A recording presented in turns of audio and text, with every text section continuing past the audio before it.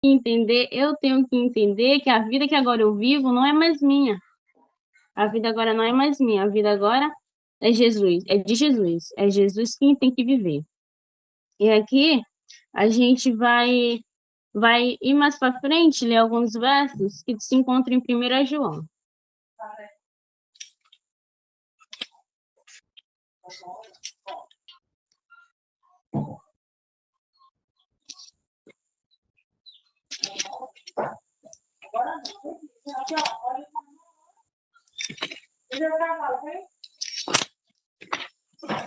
Primeira João, capítulo 2,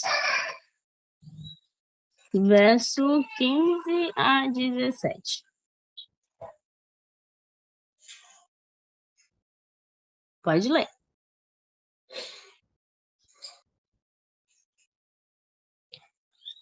Ameis o mundo, nem o que no mundo há.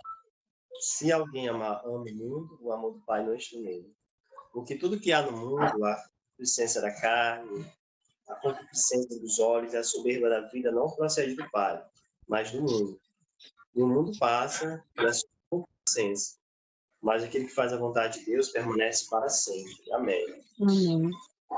Aqui foi bem claro em dizer, né? Para que nós não possamos amar o mundo, porque se nós estivermos amando o mundo, o amor do Pai não está em nós.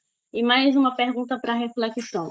Será que temos nos conformado com as coisas deste mundo? Será que estamos fazendo o mesmo que o mundo está fazendo?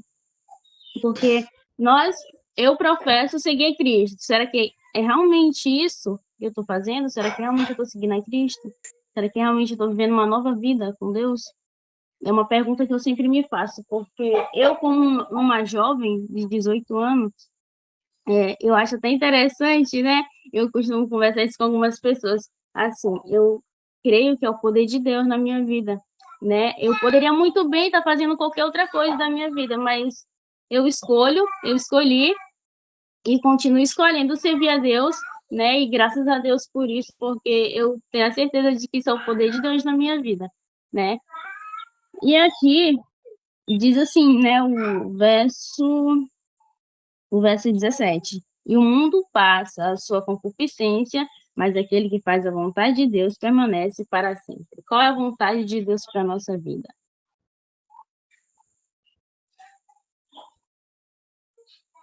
Vamos ver 1 Tessalonicenses 4:3. Vamos entender um pouquinho do que se trata.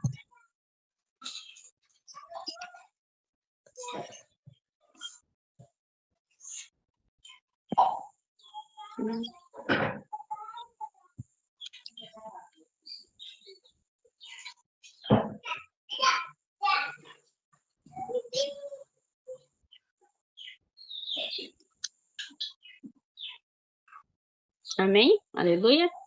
Amém. Podem ler, por favor. Capítulo, versículo. 4:3. Eu falei, 4:3. 1 Tessalonicenses. Pois esta é a vontade de Deus, a vossa santificação, que vos abstenhais da prostituição. Isso. No começo falou, porque esta é a vontade de Deus, a vossa santificação. E o que é ser santo? Ser santo é ser separado. Nós que professamos seguir a Cristo somos separados de Deus, né? Então, se nós professamos seguir a Cristo, nós temos que buscar a santificação. Porque ontem a gente estudou, né? Foi até o Wellington que leu, se não me engano, que Deus diz, né? Sede santos, porque o Senhor sou santo. Então, se nós seguimos a Cristo, professamos seguir a Cristo, queremos viver uma vida com Cristo, temos que buscar a santificação.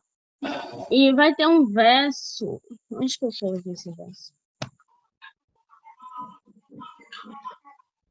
Só um minuto. Eu creio que é Hebreus 12:14. Vamos ver lá.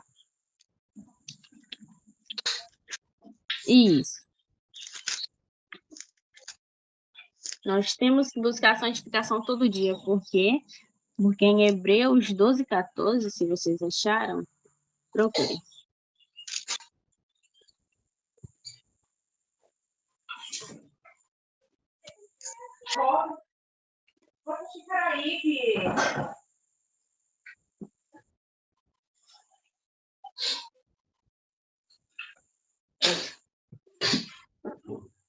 Amém? Amém. Amém.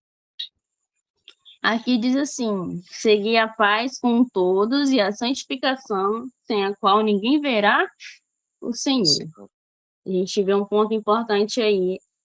Se nós queremos realmente ver a face de Cristo, se queremos herdar uma vida eterna, nós precisamos buscar a santificação. Nós temos que nos abster das coisas desse mundo e não nos conformar com este século, mas transformar-nos pela renovação da nossa mente. Então, é algo que eu sempre costumo pensar assim, sempre como fazer esses questionamentos para mim, rapaz, será que a vida que eu estou vivendo, ela está refletindo a imagem e o caráter de Cristo? Será que Jesus, do modo que eu estou vivendo hoje, será que Jesus viveria dessa forma? Será que ele falaria dessa forma? Será que ele agiria dessa forma ou se comportaria? Então, são questionamentos, são reflexões que eu faço porque realmente devemos fazer, né? Devemos ter uma autoavaliação sobre nós para que a cada dia aquilo que não está certo, nós temos que mudar para nos aperfeiçoar em Cristo. Ter uma vida pura e santa diante de Deus, né? Porque é isso que Deus ele quer de nós. Amém. Amém. Só um minutinho.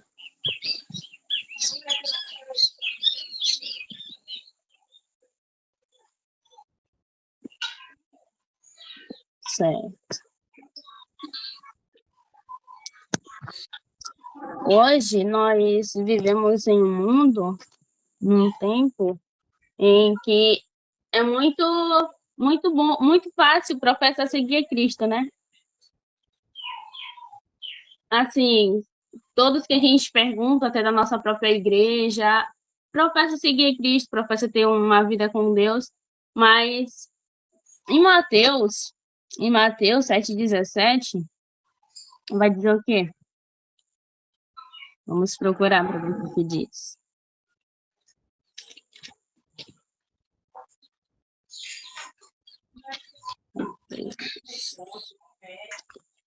Mateus 7,17.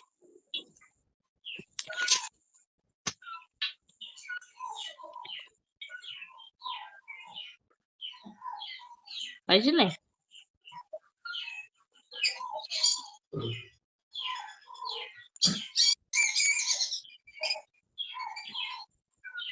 Acharam? Assim, toda árvore boa produz bons frutos, e toda árvore má produz frutos maus. Isso, irmão. Aí o senhor leu 18 também. Não pode a árvore boa dar maus frutos, nem a árvore má dar frutos bons. Isso. Por seus frutos os conhecereis. Então, é assim, eu vivo uma vida que vocês não me conhecem, né? Minha vida com Deus. E nem eu conheço de vocês. Mas nós temos como discernir, de certa forma, não devemos julgar, mas temos como discernir quem realmente serve a Deus e quem segue. Por quê? Porque a palavra de Deus diz que por seus frutos os conhecereis. Porque se realmente estivermos no caminho de Deus, se realmente nós estivermos buscando a Deus da maneira devida, realmente nós daremos bons frutos. Mas se for o contrário, é claro que os frutos não serão bons. Porque aqui falou, né? Assim toda árvore boa produz bons frutos e toda árvore má produz mais frutos. Então, a gente tem que refletir a cada dia, será o que eu tô sendo? Será que eu tô sendo uma árvore boa ou uma árvore ruim? Será quais são os frutos que eu estou dando, né? Porque nós temos que estar, a palavra de Deus diz que nós temos que estar limpos, puros, imaculados, sem ruga, sem mancha diante do nosso Deus. É algo progressivo, só que nós temos que buscar todos os dias. Eu imploro muito para Deus, falo muito para Deus, porque não é fácil.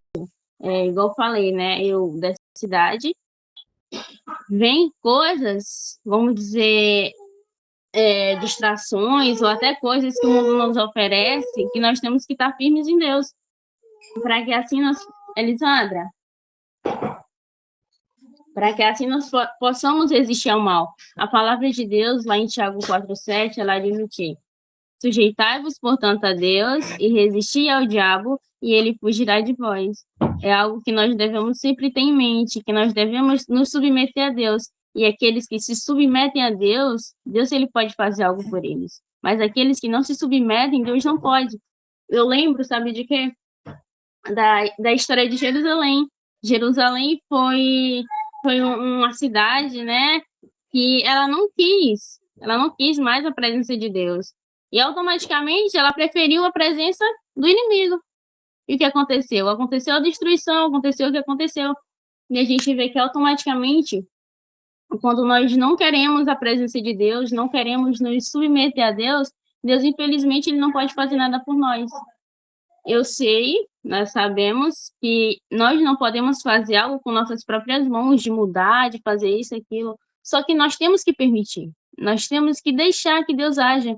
Eu me lembro muito da frase que o irmão Dodão fala. Ele fala que a nossa obra, em relação a isso, é não atrapalhar a obra de Deus, né? Não atrapalhar e deixar que Deus ele faça a sua obra. Vamos, se vocês quiserem comentar, vocês fiquem à vontade, tá? Em Hebreus 10:26, né, nos fala assim, porque se pecar, vocês procurem para a gente acompanhar junto.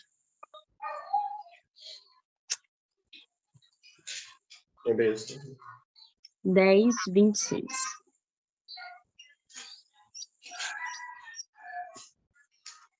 Isso. Nos diz, né? Porque se pecarmos voluntariamente, depois de termos recebido o conhecimento da verdade, já não resta mais sacrifício pelos pecados. E no verso 27 já nos diz, mais uma certa expectação horrível de juízo e ardor de fogo, que há de devorar os adversários. Então, nós vemos, irmãos, que nós já temos o conhecimento da verdade, né, do que devemos e não devemos fazer. E se nós continuarmos pecando, né, igual falou, né, voluntariamente, pecados que nós acariciamos, pecados programados, já não vai restar sacrifício para nós, porque o único sacrifício ele já foi feito, né? Jesus Cristo morreu por todos nós e já não tem mais outro sacrifício, a ser feito.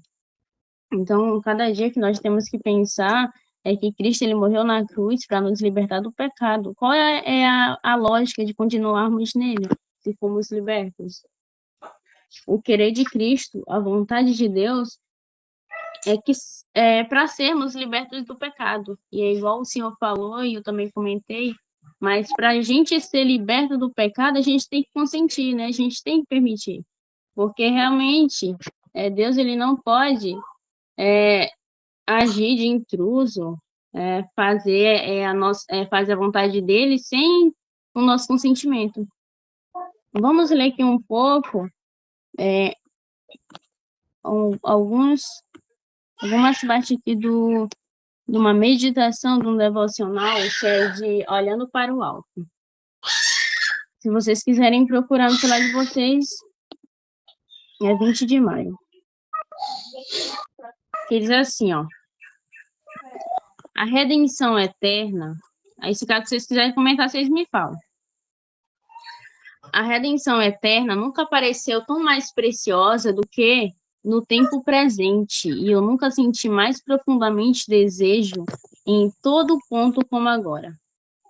E é algo que devemos perguntar, será que estamos com o desejo de vencer o nosso eu? Será que estamos mesmo realmente buscando vencer esse ponto? E aqui diz assim, não deve haver defeitos em nosso caráter nenhum. Toda mancha e toda ruga devem ser eliminadas pelo sangue do Cordeiro, ou seja, somente Cristo. Alguém falou? Não, estou dizendo glória a Deus. Amém. E aqui diz assim: nossos próprios traços peculiares de caráter desaparecerão quando o transformador poder da graça de Deus for sentido em nosso coração. Ou seja, quando o poder da graça de Deus for sentido em nosso coração, os nossos traços peculiares de caráter eles vão desaparecer. Porque eu me lembro do verso de Gálatas 2:20, que não viveremos mais nós, não vivo mais eu, mas Cristo vive em mim. E continuando diz assim: os frutos que produzirmos em paciência, bondade, tolerância e abnegação testificarão de que temos aprendido de Jesus, ou seja, por seus frutos os conhecereis. Então vemos que quando nós vivemos uma vida com Deus, buscamos viver uma vida com Deus, a gente vai obter os frutos do Espírito, né, por meio de Cristo, que somente Cristo pode nos fazer santo, né, pode fazer com que nós mudamos de vida. Nós temos que colocar confiança em Cristo, porque realmente, e de acordo com o que diz Efésios 3:20, diz que o Senhor é poderoso para fazer infinitamente mais de tudo quanto nós pedimos ou nós pensamos. E continuando, diz assim: o fruto da árvore testifica se é uma boa árvore ou uma árvore corrompida. Uma árvore boa não pode produzir frutos maus, nem pode uma árvore corrupta produzir bons frutos. Por seus frutos os conhecereis. Amém? Tá, continuemos. Falemos e trabalhemos de tal maneira que o nosso fruto possa ser para a justiça e deixemos nossa luz resplandecer em boas obras. Será que estamos falando, trabalhando de tal maneira que o nosso fruto possa ser para a justiça? Estamos deixando nossa luz resplandecer em boas obras? Porque a gente sabe, né, que a fé sem a obra ela é morta. Não adianta de nada a gente professar se nós não vivemos, né, nas nossas ações de acordo com a vontade de Deus. E ao decorrer que a gente vai entender um pouquinho. E aqui diz assim: a profissão nada vale, ou seja, professar que segue a Cristo não vale de nada. Somente uma vida santa será aprovada por Deus. Temos que entender porque, assim, por muito tempo, Elisandro sabe, quando a gente se batizou, a gente não era convertida, a gente só se batizou mesmo porque a gente, desde criança, frequentava a igreja com a nossa tia, e aquela coisa toda. Só que eu me batizei com 13 anos, só que há pouco tempo eu tenho me convertido, buscado me converter, buscado uma vida realmente com Deus.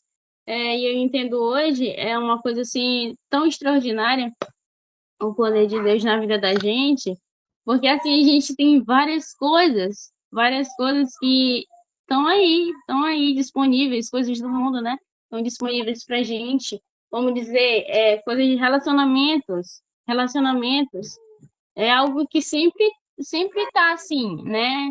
Abertamente na nossa frente, só que a gente escolhe, né? Eu escolho Deus. Tem uma música que diz: eu escolho Deus. E hoje, realmente, eu posso dizer, eu estou em processo de mudança, claro, nós não estamos, já estamos santificados, não. Estamos em processo de mudança, só que hoje eu posso dizer realmente que eu sirvo a Deus, né? Hoje eu posso dizer realmente que eu estou buscando uma vida com Deus.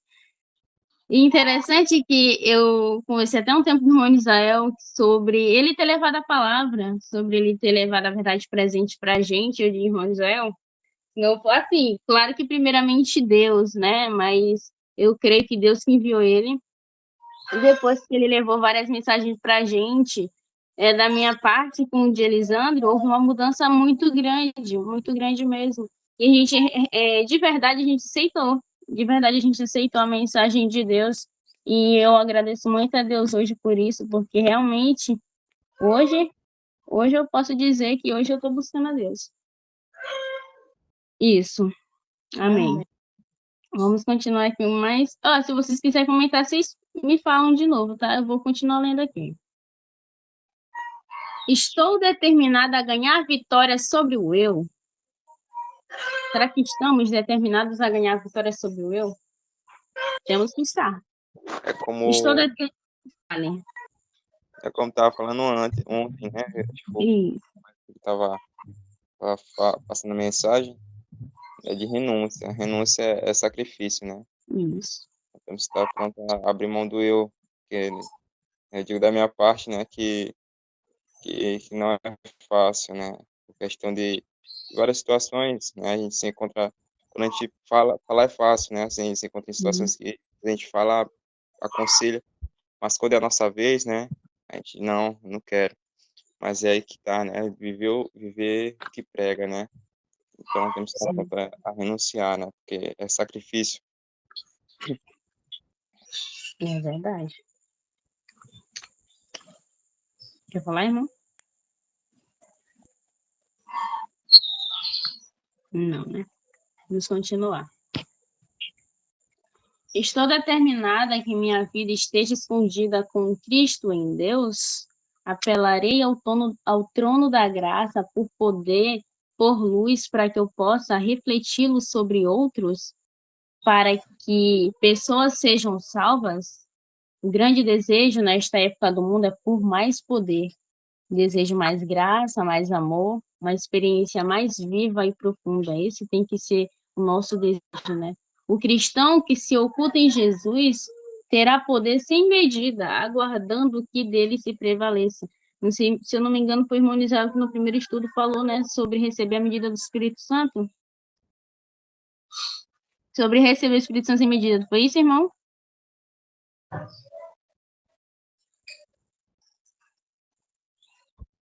Isso. Então, se nós estivermos ocultos em Jesus, nós teremos poder sem medida, aguardando que dele se prevaleça. Né? A fé viva, ela abre os armazéns celestiais e traz o poder, a tolerância, o amor tão essenciais ao soldado cristão.